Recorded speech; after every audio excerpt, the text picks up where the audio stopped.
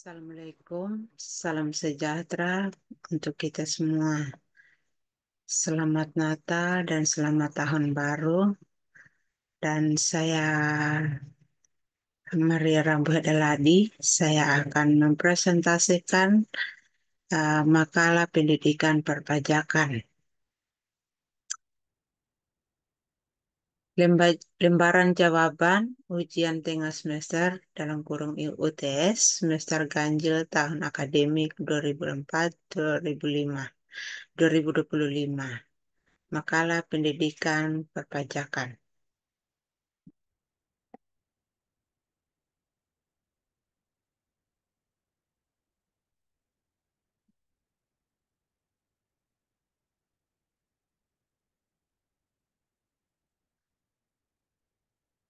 Dosen pengampu Nur Hayati Siregar, SE, MA, K, dan selanjutnya tugas individu. Maria Rambu Hadaladi, NIM 220201070608. Prodi Manajemen PJJ S1 kelas MJ 503. Program Studi Manajemen PJJ Fakultas Ekonomi Universitas Cyber Asia Jakarta Selatan.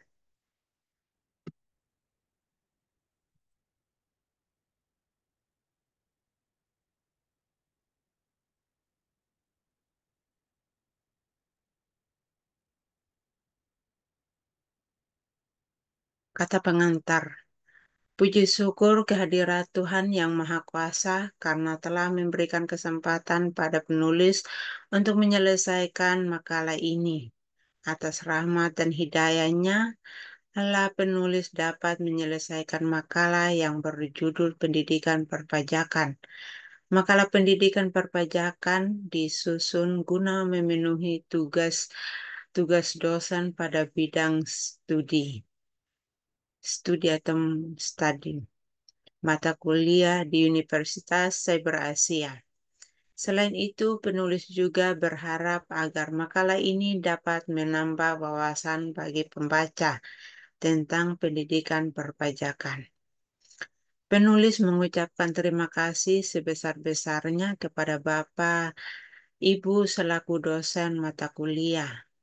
Tugas yang telah diberikan ini dapat menambah pengetahuan dan wawasan terkait bidang yang ditekuni penulis. Penulis juga mengucapkan terima kasih pada semua pihak yang telah membantu proses penyusunan makalah ini. Penulis menyadari makalah ini masih jauh dari kata sempurna. Oleh karena itu, kritik dan saran yang membangun akan penulis terima dan demi kesempurnaan makalah ini. Daftar isi.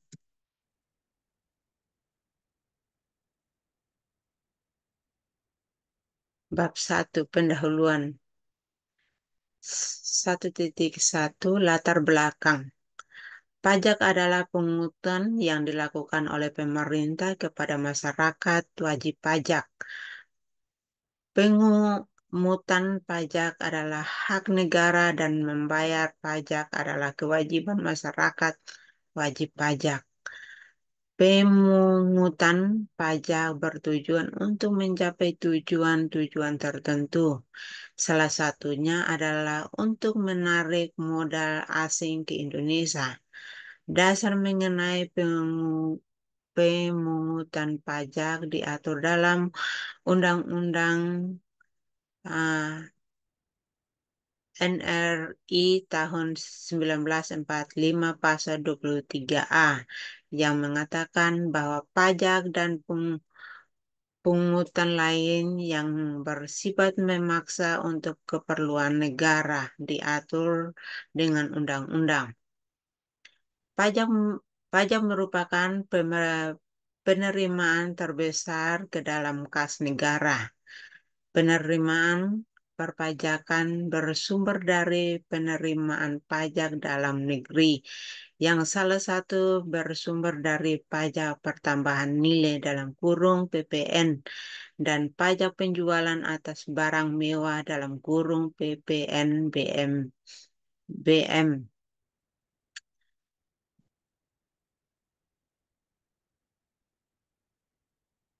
Mohon maaf, saya akan singkat-singkat saja, saya ambil poin-poinnya saja.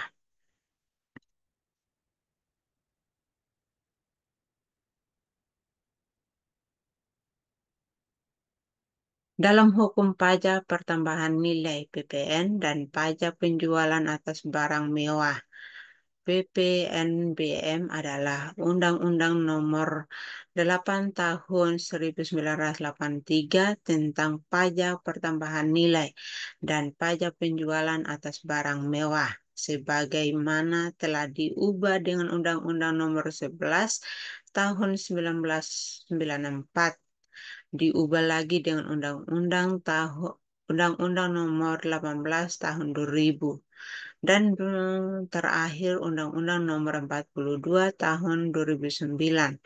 Pajak pertambahan nilai mulai diperkenalkan di Indonesia sejak 1 April 1985 untuk menggantikan pajak penjualan dalam kurung PPN. Hal ini dituangkan dalam Undang-Undang Nomor 8 Tahun 1983.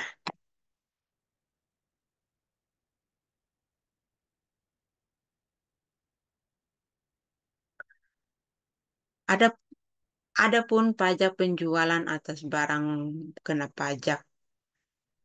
pajak mewah dikenakan atas satu penyerahan barang kena pajak yang tergolong mewah yang dilakukan oleh pengusaha yang menghasilkan barang tersebut di dalam daerah pabean dalam kegiatan usaha atau pekerjaannya. Impor barang kena pajak yang tergolong mewah. Barang kena pajak yang tergolong mewah merupakan: satu, barang yang merupakan barang kebutuhan pokok; dua, barang yang dikonsumsi oleh masyarakat tertentu; tiga, barang yang pada umumnya dikonsumsi oleh masyarakat berpenghasilan tinggi; barang yang dikonsumsi untuk menunjukkan status. Rumusan masalah. 1. Apa yang dimaksud dengan pajak pertambahan nilai dalam kurung PPN? 2. Apa yang dimaksud dengan pajak penjualan atas barang mewah dalam kurung PPNBM? 3. Apakah apakah yang dimaksud dengan barang mewah yang menjadi objek PPNBM?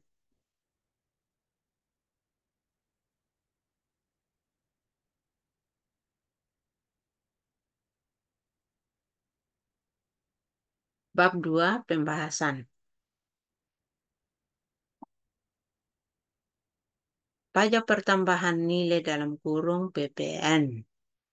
Salah satu jenis pajak yang merupakan sumber penerimaan negara adalah pajak pertambahan nilai dalam kurung PPN yang menggantikan pajak penjualan dalam kurung PPN sejak 1 April 1985 yang ditetapkan berdasarkan Undang-Undang Nomor 8 Tahun 1983, sebagaimana telah diubah dengan Undang-Undang Nomor 42 Tahun 2009 tentang pajak pertambahan nilai dalam kurung PPN dan pajak penjualan atas barang mewah dalam kurung PPNBM.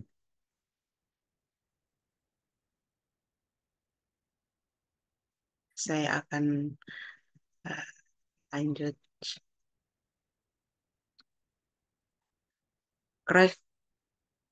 Karakteristik PPN. Karakteristik PPN yang pertama ialah dibebankan kepada pihak konsumen dan pihak yang membeli produk dan jasa kena pajak. dan tidak untuk dijual lagi. Artinya, konsumen akhir adalah pihak yang berwenang atau wajib untuk membayar beban PPN tersebut. A. Merupakan pajak atas konsumsi. Pajak ini akan dikenakan pada konsumen atau orang yang membeli barang dan tidak untuk dijual kembali. Berarti yang memiliki tanggung jawab untuk membayar beban PPN ialah konsumen akhir. B. Merupakan pajak tidak langsung. Sorry. Pajak ini dikenakan kepada konsumen yang membeli barang kena pajak. Sedangkan pihak yang bertanggung jawab untuk melakukan penyetoran pajak bukanlah konsumen akhir yang bersangkutan, namun pengusaha yang menjual barang tersebut.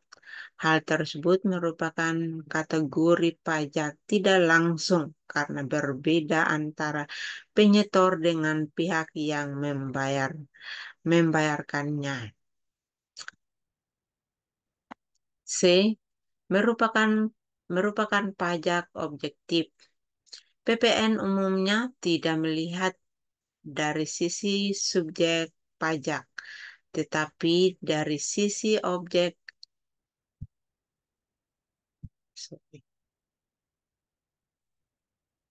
pajak. Setiap konsumen melakukan transaksi pembelian atas barang yang dijual akan dikenakan tarif PPN yang sama. Tarif PPN tersebutlah yang akan disesuaikan dengan harga barang atau transaksi jasa yang dilakukan.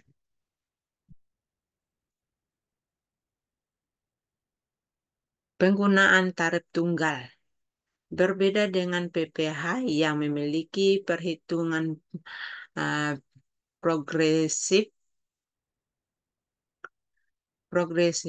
PPN memiliki tarif dasar tunggal yaitu sebesar 10%. Konsumen akhir ialah pihak yang akan wajib atau tanggung jawab atas pembayaran pajak sebesar 10% dari transaksi tersebut. Pajak konsumsi PKB atau JKP di dalam negeri. Pajak ini hanya dikenakan atas konsumsi barang atau jasa kena pajak di dalam negeri seperti transaksi impor. Selain itu, pajak ini juga akan diterapkan atas pemanfaatan barang atau jasa yang tidak berwujud di luar daerah kepabean atau bea cukai yang dimanfaatkan di dalam negeri. F. Bersifat multi-stack levy. PPN akan dikenakan atau dipungut pada setiap tahapan jalur produksi dan distribusi, mulai dari pabrik, pedagang besar, grosir, hingga pedagang kecil atau pengecer. Meskipun pajak ini dikenakan pada setiap mata rantai produksi dan distribusi, namun tidak akan menimbulkan efek pengukutan pajak ganda karena mekanisme pajak yang menganut sistem pengkreditan, yaitu pajak keluaran dan pajak masukan.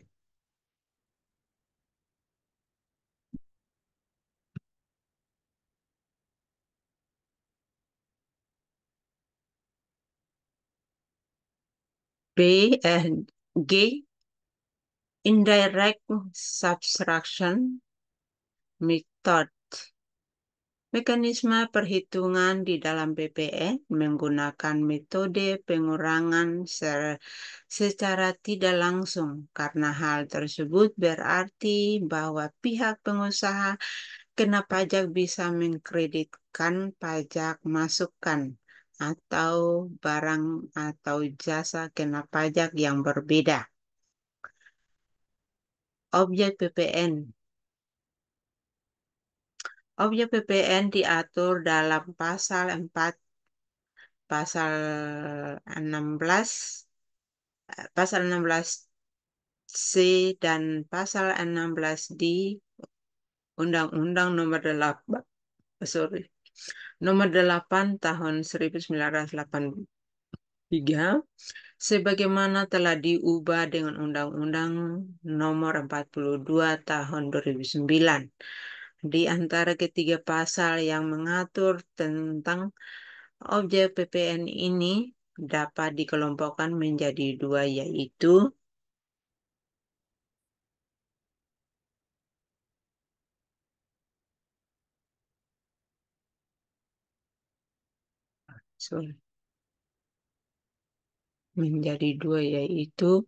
satu, objek pajak yang penentuannya berdasarkan mekanisme umum, yaitu yang ditentukan dalam pasal 4 ayat 1 yang meliputi A. Penyerahan barang kena pajak BKP di dalam daerah pabean yang dilakukan oleh pengusaha.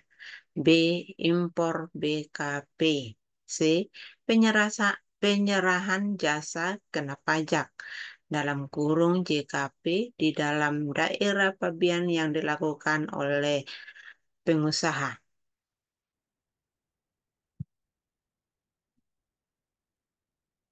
D. Pemanfaatan BKP tidak berwujud dari luar daerah pabean di dalam daerah pabean.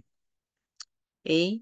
Pemanfaatan JKP dari luar daerah pabean di dalam daerah pabean. F. Ekspor BKP tidak berwujud oleh pengusaha kena pajak BKP.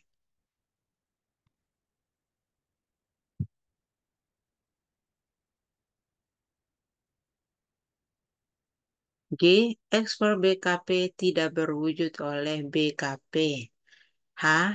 Ekspor JKP oleh PKP.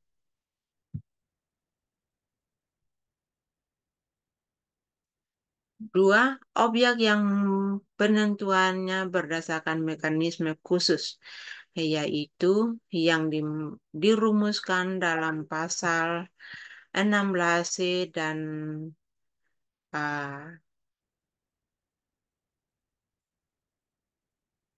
pasal 16D sebagai berikut.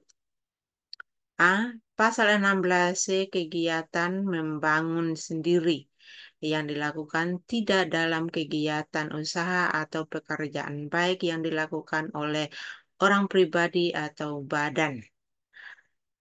B. Pasal 16D penyerahan BKP berupa aktiva yang menurut tujuan semula aktiva tersebut tidak untuk diperjualbelikan oleh PKP kecuali atas penyerahan aktiva yang pajak masukannya tidak dapat dikreditkan sebagaimana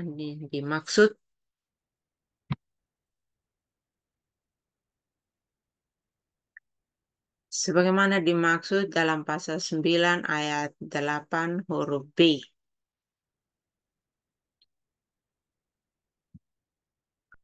Dan saya akan lanjut ke bawah.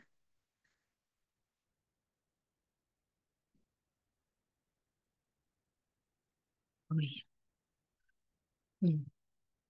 Pembahasan objek pajak. Pajak ini lebih berorientasi pada objek pajak yang diatur dalam pasal 4 ayat 1 karena objek pajak ini ditentukan berdasarkan mekanisme umum PPN. Sedangkan objek pajak yang diatur dalam pasal 16C dan 16D, penentuannya berdasarkan mekanisme khusus apabila ia dicermati dari pasal 4 ayat 1 huruf A sampai huruf H. Ternyata objek PPN pengenaannya dapat dilihat dari dua sisi, yaitu satu dari sisi yang melakukan penyerahan, yaitu yang diatur pada huruf A, huruf C, huruf F, huruf G, dan huruf H. Dua, dari sisi yang menerima penyerahan yang dapat disebut pembeli BKP atau penerima JKP atau pemanfaatan BKP tidak berwujud atau JKP dari daerah pabean di dalam daerah pabean, yaitu yang diatur pada huruf B, huruf D, dan huruf F, dan huruf E.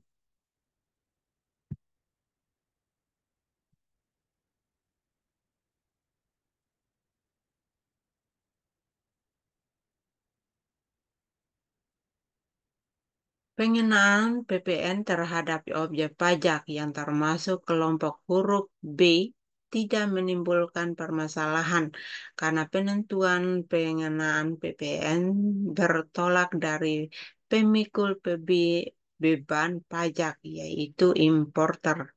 Sebaliknya, berkenaan dengan pengenaan PPN terhadap objek pajak yang termasuk kelompok huruf A, ternyata ditemukan ada dua pola peraturan sebagai berikut. A. Pasal pasal 4 ayat 1 huruf A dan C menyebut sebagai subjek pajaknya adalah pengusaha. B. Pasal 4 ayat 1 huruf F, G, huruf F, huruf G, dan huruf H menyebutkan sebagai subjek pajaknya adalah pengusaha kena pajak. 21.3 Fungsi PPN. Melansir dari beberapa website pajak, fungsi pajak antara lain.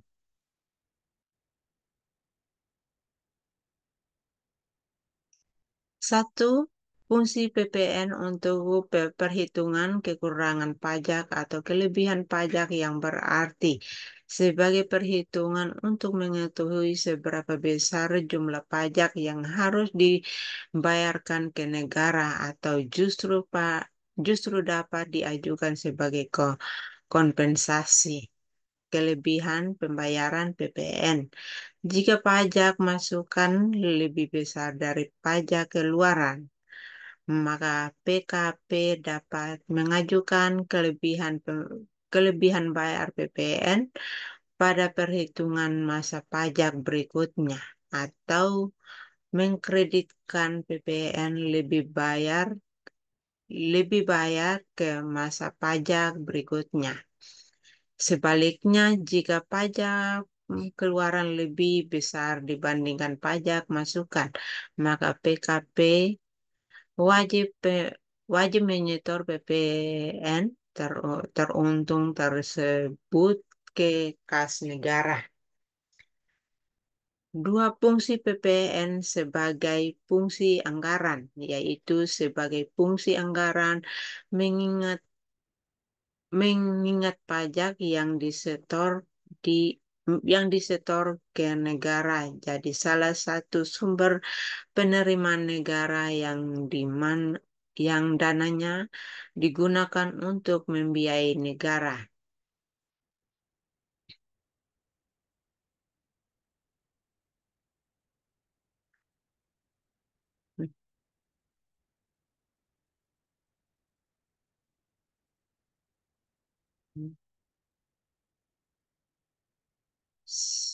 Satu, sebagai sumber pembiayaan negara sebagaimana tercantum dalam anggaran pendapatan dan belanja negara. Sebenarnya ini tiga. Oh, ya udah tiga. Dua, Pemerataan dalam eh, be- beban pajak, PPN sering dikatakan sebagai fungsi PPN sebagai fungsi regulasi pemerintah, yaitu untuk mengatur dan melaksanakan kebijakan pemerintah terutama dalam bidang sosial, ekonomi, seperti untuk menekankan importasi guna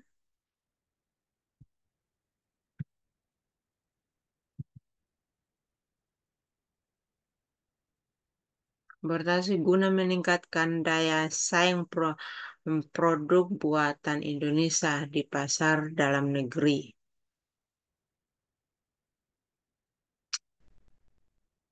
Fungsi PPN sebagai fungsi stabilitas penerimaan negara, yaitu berfungsi menjaga stabilitas ekonomi seperti menekankan inflasi di dalam dan lainnya. 5 fungsi sebagai fungsi pembiayaan negara, yaitu dengan menciptakan lapangan pekerjaan dan sebagainya. Adapun mengutip literatur penjelasan dari Rusdi M. 2006 mengemukan fungsi pajak pertambahan nilai diuraikan sebagai berikut.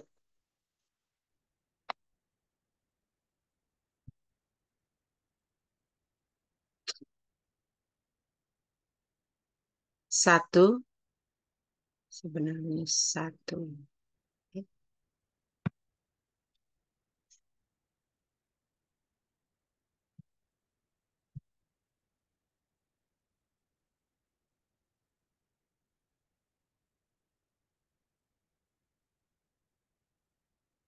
Kita, mohon maaf, dia nggak bisa. Satu, sebenarnya satu ini. Penerimaan negara fungsi ini disebut juga sebagai fungsi budgeter, budget atau budgeter. Begitu begitu pula begitu pula pajak pertambahan. Pajak pertambahan nilai sebagai pajak negara penghasilan yang diperoleh dari pemungutan pajak. Digunakan pertambahan atau koreksi untuk pajak penghasilan dalam kurung PPh.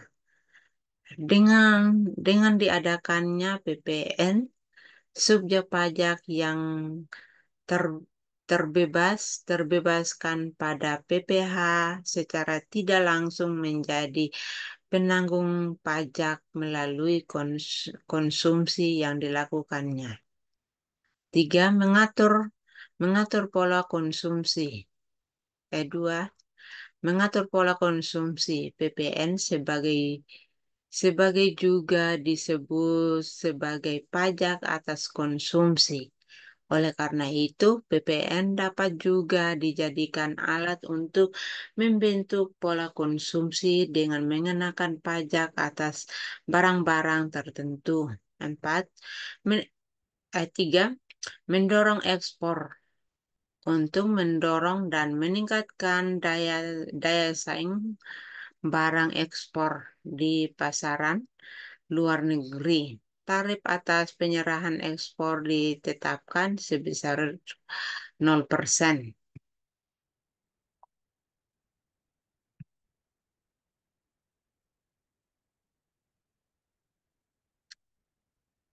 3. Mendorong ekspor untuk mendorong dan meningkatkan daya saing barang sudah tadi. Mendorong investasi dalam sistem pajak pertambahan nilai. Pajak yang dibayarkan atas perolehan atau impor barang modal. Dibebaskan dapat diminta kembali. Pembebasan pengembalian PPN barang modal diharapkan akan mendorong investasi. 5. Membantu membantu pengusaha kecil dengan mengecualikan pengusaha kecil dari kewajiban pemungutan pajak PPN. Pemungutan PPN diharapkan akan lebih membantu pengusaha kecil mengembangkan usahanya.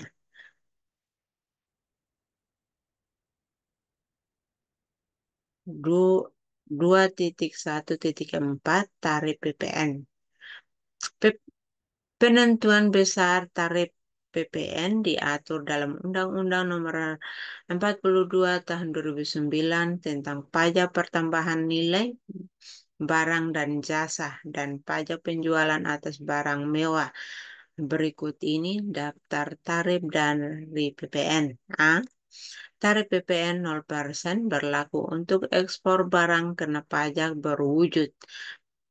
Barang kena pajak tidak berwujud dan ekspor jasa kena pajak.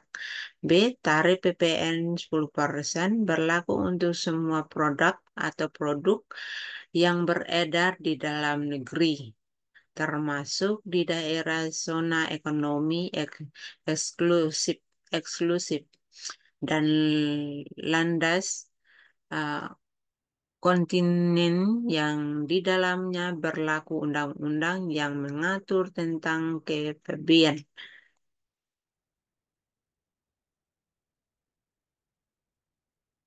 C.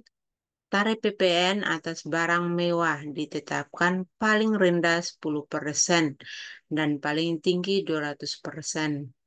Khusus untuk barang dan jasa yang terkena tarif PPN 10%, besaran tarif tersebut masih dapat diubah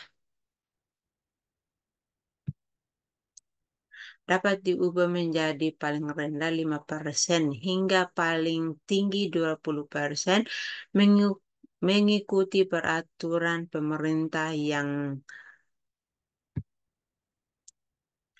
yang berlaku. Tarif PPN yang dikenakan kepada pembeli akan tertulis jelas pada setiap bukti transaksi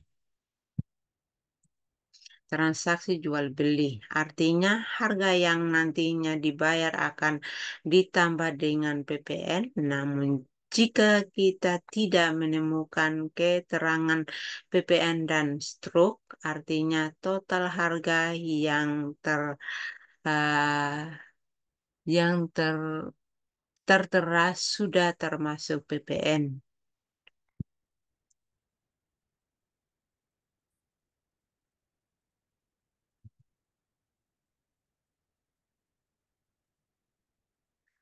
2.2 Pajak penjualan atas barang mewah dalam kurung PPNBM.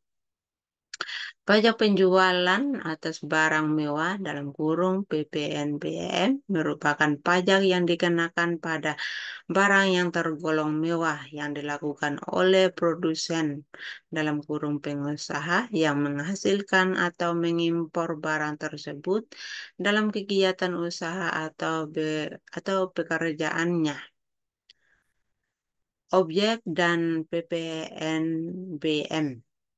Objek PPNBM sendiri merupakan barang-barang yang bukan merupakan kebutuhan pokok.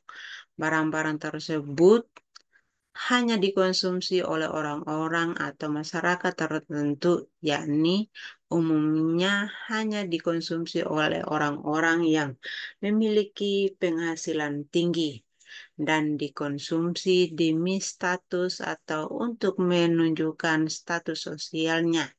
Apa saja barang yang dikenakan PPNBM?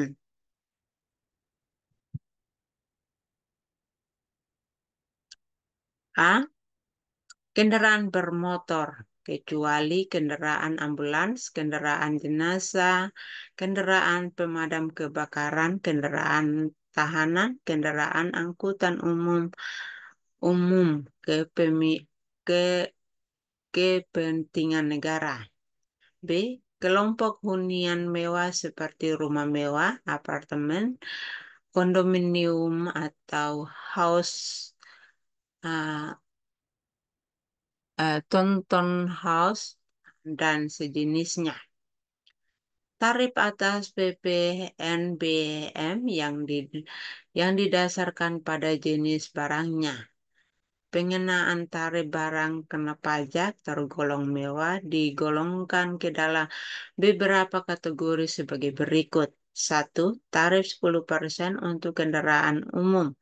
Kategori tertentu. Alat rumah tangga, alat pendingin, hunian mewah, televisi, dan minuman non-alkohol.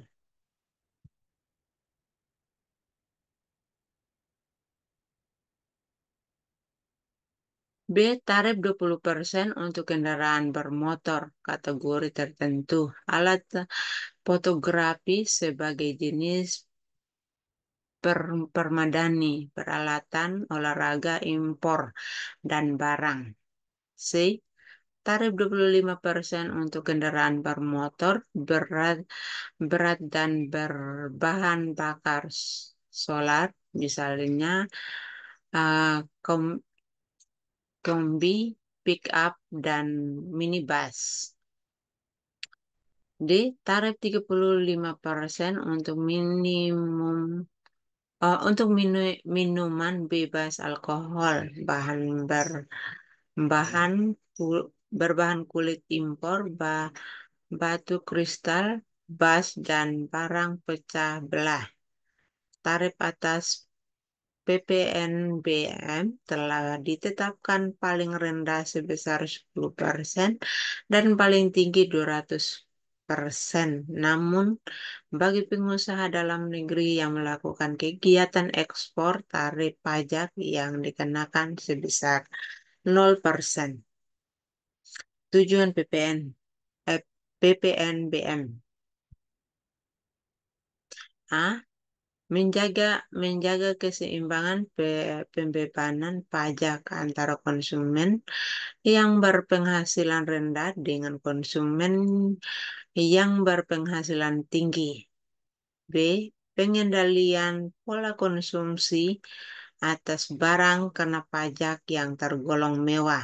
C. Perlindungan terhadap produsen kecil atau tradisional. D. Mengamankan penerimaan negara. Definisi barang mewah. Luxury good atau barang mewah adalah jenis barang yang permintaannya sangat responsif terhadap peningkatan pendapatan konsumen. Dengan kata lain, ketika pendapatan konsumen, permintaan barang ini akan meningkat lebih tinggi dari peningkatan konsumen. Semakin tinggi pendapatan, konsumen akan membeli lebih banyak barang-barang ini dan sebaliknya.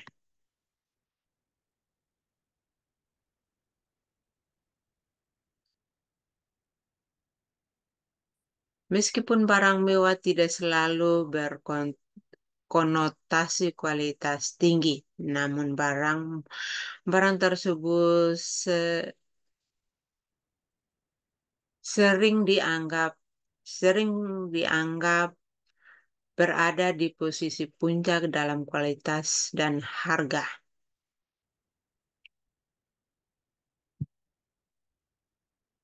Contoh adalah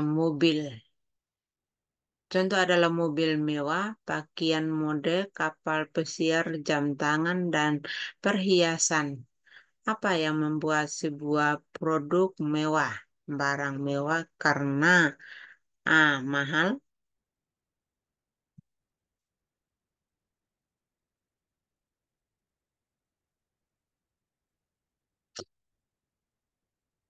Mahal. B.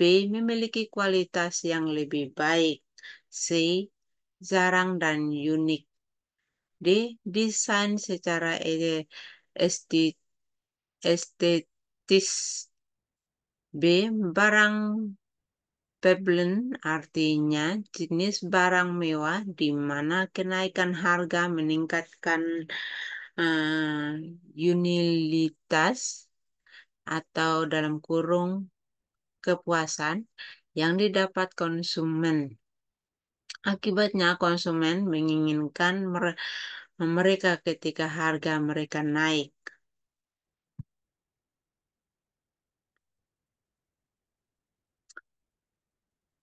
2.3 subjek dan dasar hukum PPN dan PNBM terbaru.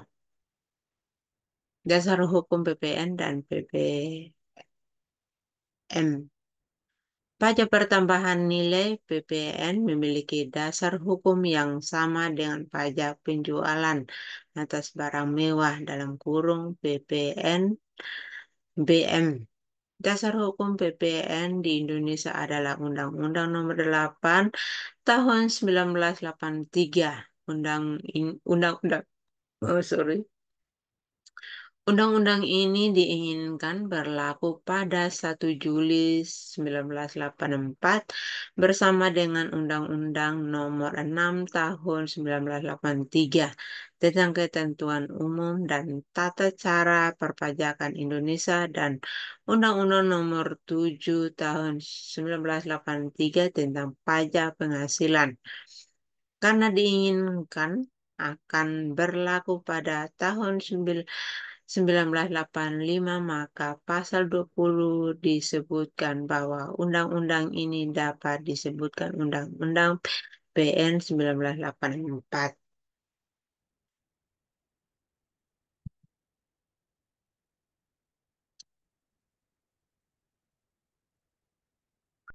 Namun pada kenyataannya, undang-undang yang ini ditunda dan digantikan dengan peraturan pemerintah pengganti Undang-Undang Nomor 1 Tahun 1884 karena Undang-Undang PPN ini masih memerlukan waktu yang lebih lama untuk pendalaman.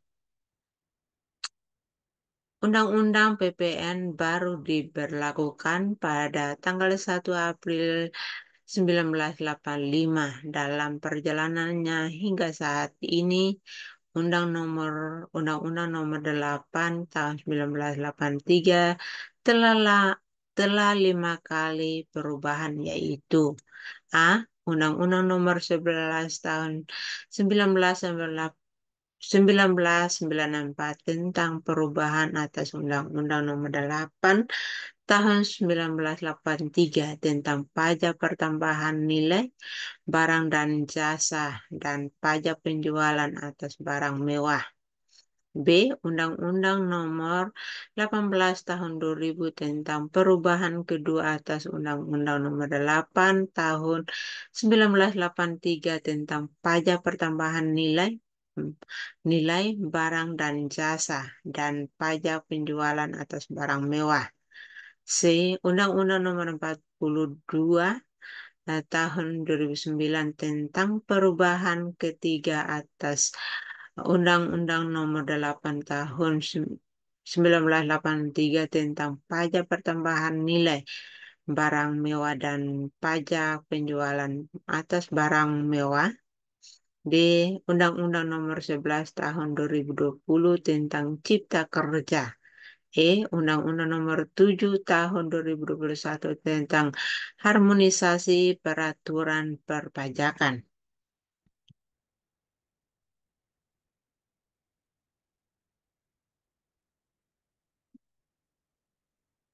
Perubahan Undang-Undang PPN dari tahun 2000, 2000 tahun 2000 ke 2009 bertujuan: 1. Meningkat kepastian hukum dan keadilan bagi pengenaan pajak pertambahan nilai. Perkembangan transaksi bisnis, terutama jasa, telah menciptakan jenis dan pola transaksi baru yang perlu ditegaskan oleh lanjut pengenaannya dalam Undang-Undang Pajak Pertambahan Nilai. 2. Menyederhanakan sistem pajak pertambahan nilai. nilai. Penyederhanaan sistem pajak pertambahan nilai dilakukan dengan mengubah mengubah atau menyempurnakan ketentuan dalam Undang-Undang Pajak Pertambahan Nilai yang menyulitkan bahwa pajak dalam rangka melaksanakan hak dan kewajiban kewajiban perpajakannya.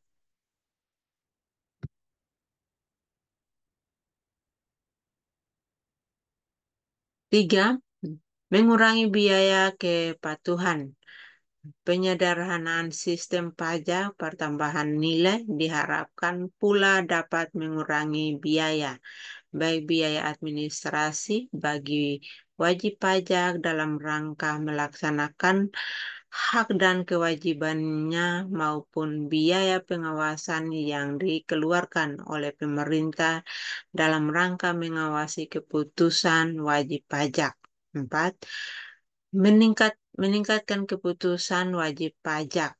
Tercapainya tujuan tersebut diharapkan dapat meningkatkan tingkat kepatuhan sukarela wajib pajak. Tingkat kepatuhan sukarela yang tinggi diharapkan dapat meningkatkan penerimaan pajak yang tercermin dengan naiknya rasio pajak dalam kurung tax ratio. 5. Tidak mengganggu penerimaan pajak pertambahan nilai. Di samping tujuan di atas, fungsi pajak sebagai sumber penerimaan negara tetap menjadi pertimbangan. 6. Mengurangi distorsi dan peningkatan kegiatan ekonomi.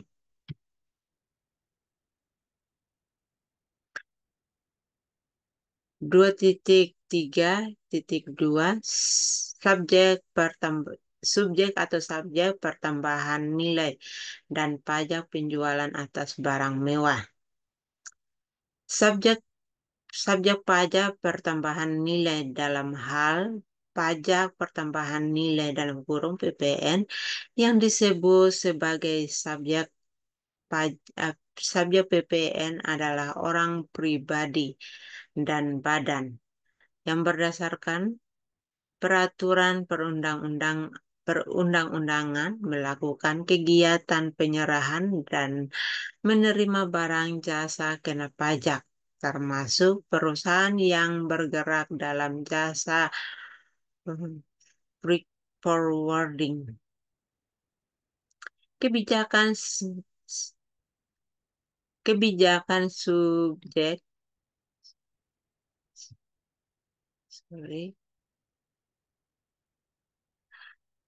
Kebijakan subjek PPN orang pribadi maupun non-PKP ini diatur dalam Undang-Undang Nomor 42 Tahun 2009 Pasal 4 Ayat 1 huruf B dan huruf E serta Pasal 16 T.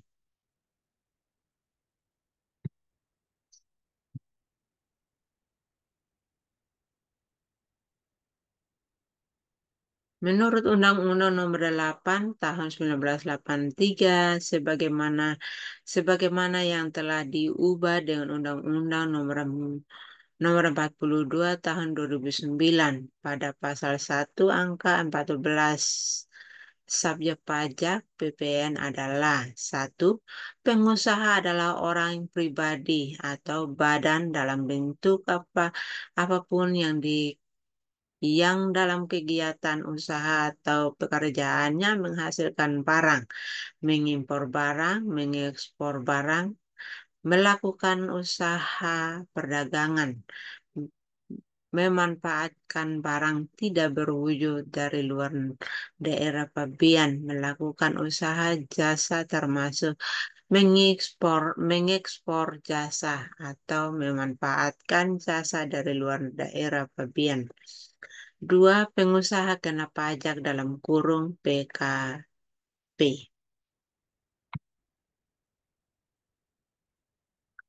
Menurut Undang-Undang Nomor 8 Tahun 1983 yang telah diubah dengan Nomor 42 Tahun 2009, Pasal 1 Angka 5, pengusaha kena pajak adalah pengusaha yang melakukan penyerahan barang kena pajak dan atau penyerahan jasa kena pajak yang dikenai pajak berdasarkan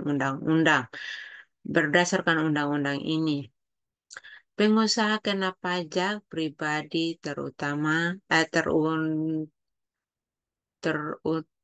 pajak di tempat tinggal dan atau tempat kegiatan usaha. Sedangkan pengusaha kena pajak badan terutang pajak di tempat kedudukan dan tempat kegiatan usaha.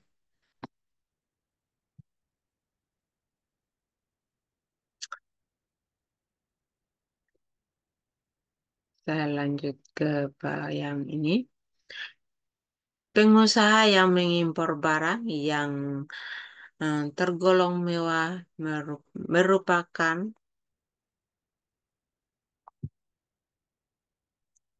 merupakan subjek dari pajak penjualan atas barang mewah. 3. Pengusaha kecil. Kriteria pengusaha kecil diatur dalam Peraturan Menteri Keuangan Nomor 68/KMK 03/2010.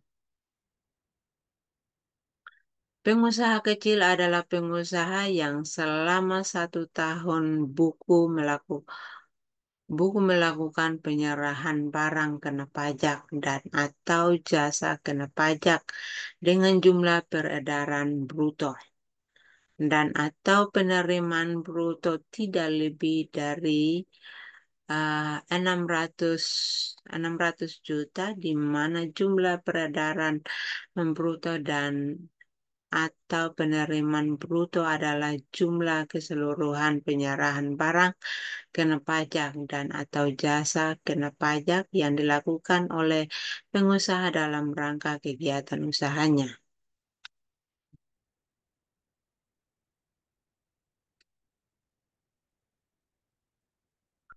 Contoh contoh soal perhitungan PPN dan em, PPNBM. Bapak Ahatma merupakan seorang pengusaha di bidang produksi film. Pada suatu saat beliau membeli sebuah mobil sport mewah dengan harga 900 juta.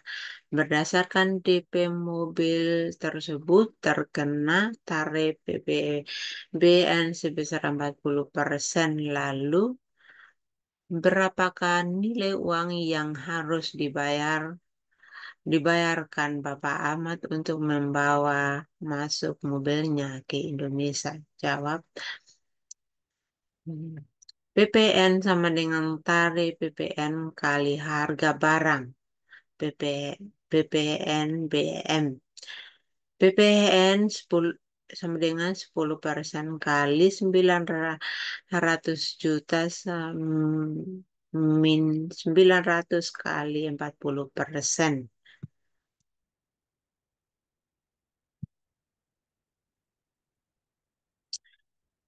PPN 10% kali 900 juta min 360 juta. PPN 10% kali 560 juta sama dengan 54 juta. Berarti total harga mobil yang harus dibayarkan Bapak Ahmad adalah harga mobil plus PPN plus PPNBM sama dengan 1.314. Bab 3.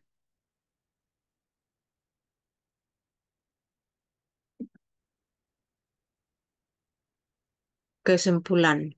Satu, pajak pertambahan nilai dalam kurung PPN yang menggantikan pajak penjualan dalam kurung PPN sejak 1 April 1985 yang ditetapkan berdasarkan Undang-Undang Nomor 8 Tahun 1983 sebagaimana telah diubah dengan Undang-Undang Nomor 42 Tahun 2009 tentang pajak pertambahan nilai dalam kurung PPN dan pajak penjualan atas barang mewah dan dalam kurung PPNBM. Pajak pertambahan nilai (PPN) merupakan pajak yang dikenakan atas penyerahan barang jasa kena pajak di daerah PPN yang dilakukan oleh pabrikan, penyalur utama atau agen utama, importer atau impor, pemegang hak paten atau merek dagang dari barang atau jasa kena pajak tersebut. Pajak pertambahan nilai adalah pajak yang dikenakan atas penyerahan barang kena pajak dalam kurung BKP ataupun jasa kena pajak dalam kurung JKP di dalam daerah pabean yang dilakukan oleh pengusaha pajak.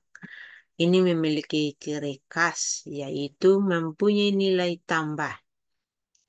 Pajak pertambahan nilai dalam kurung PPN lebih dikenal dengan sebutan pajak atas konsumsi dalam dalam kurung tax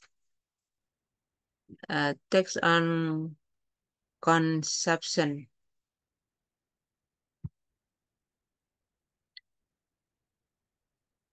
Dua, pajak penjualan atas barang mewah dalam kurung PPNBM merupakan pajak yang dikenakan pada barang yang tergolong mewah yang dilakukan oleh produsen, pengusaha untuk menghasilkan atau mengimpor barang tersebut dalam kegiatan utama atau pekerjaannya. Tiga, luxury good atau barang mewah adalah jenis barang yang dimintanya sangat responsif terhadap peningkatan uh, pendapatan konsumen.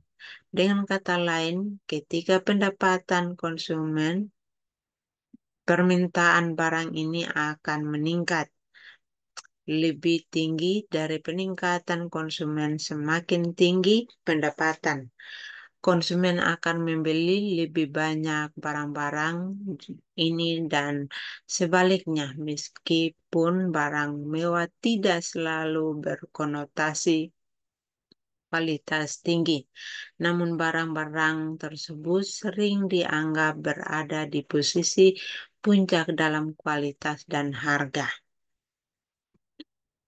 Daftar Pustaka Sumber Buku Bastamar Aisyah SH 2016 Hukum Pajak Indonesia dan selanjutnya.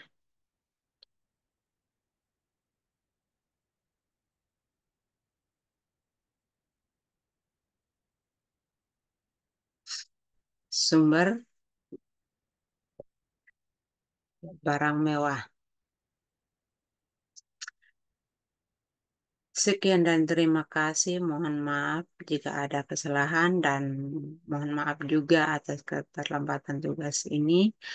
Dan saya mengucapkan selamat Natal dan selamat Tahun Baru.